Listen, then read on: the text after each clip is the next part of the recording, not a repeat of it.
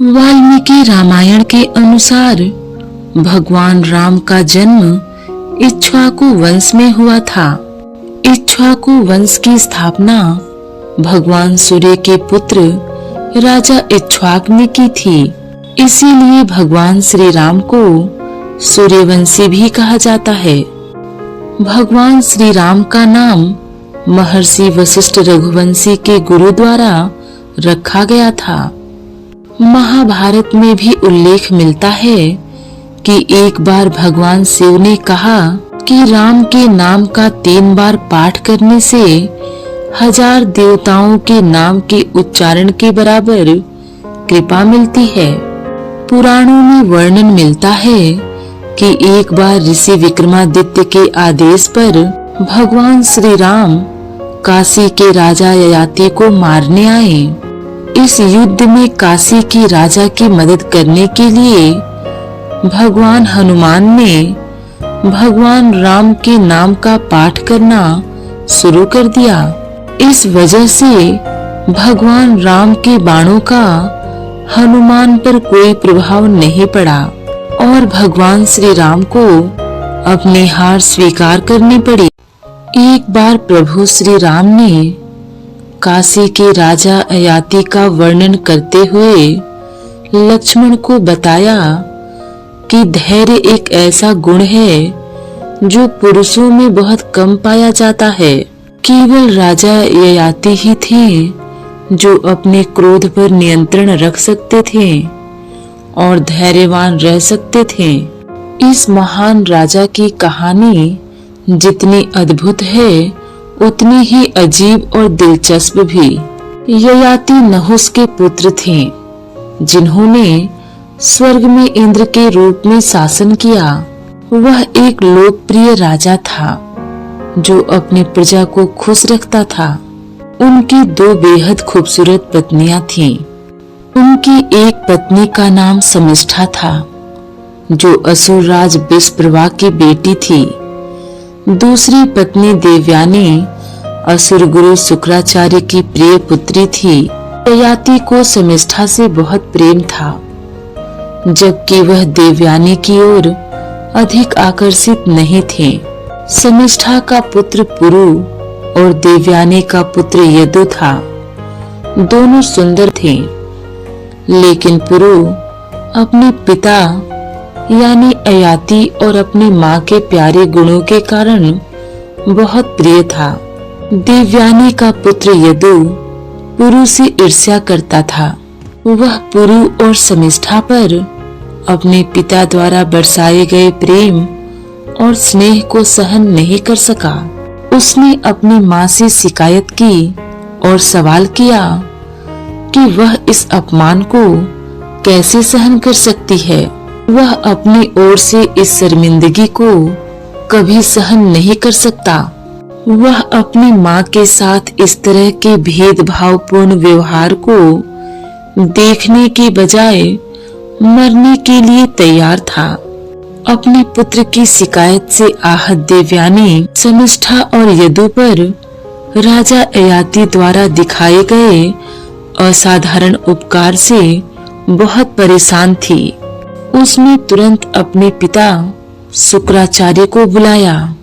अपनी पुत्री की उदास और दयनीय स्थिति देखकर शुक्राचार्य दुखी हुए। उन्होंने अपनी पुत्री के दुख का कारण पूछा। तब देवयानी ने अपने पिता से अपने पति ययाति की पूर्ण उपेक्षा की शिकायत की। देवयानी ने कहा कि जीवित रहकर शर्मिंदगी और उपेक्षा सहने से बेहतर होगा कि मैं खुद को मार डालूं। ययाति द्वारा देवयानी की उपेक्षा करने पर शुक्राचार्य क्रोधित हो गए और उन्होंने ययाति को देवयानी की उपेक्षा के लिए जिम्मेदार मानकर ययाति को अपनी युवावस्था खोने का श्राप दे दिया। श्राप मिलते ही तुरंत राजा ययाति ने अपनी युवावस्था खो दी और वह एक वृद्ध व्यक्ति बन गए।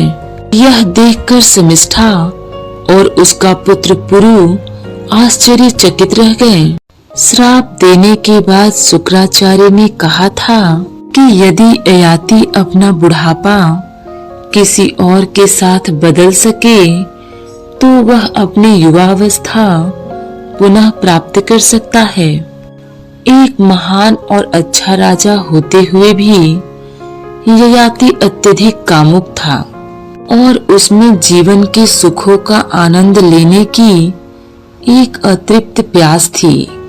उस भयानक श्राप से भयभीत होकर जिसने उसे और उसके सुखों को लगभग नष्ट कर दिया था, ययाति ने यदु से अपना बुढ़ापा प्राप्त करने और बदले में अपनी युवावस्था देने के लिए कहा।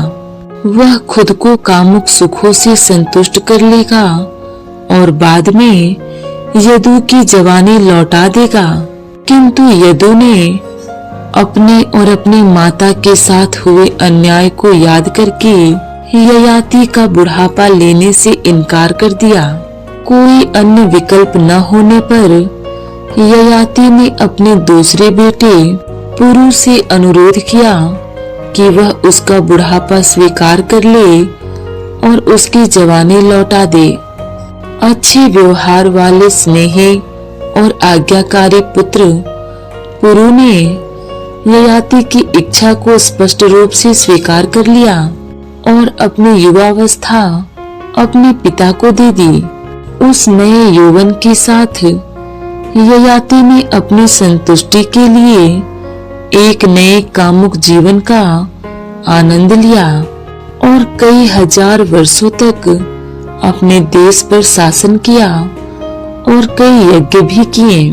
अंत में ययाति ने अपने पुत्र पुरु को बुलाकर उसके बलिदान की सराहना की और उसे राजा घोषित किया।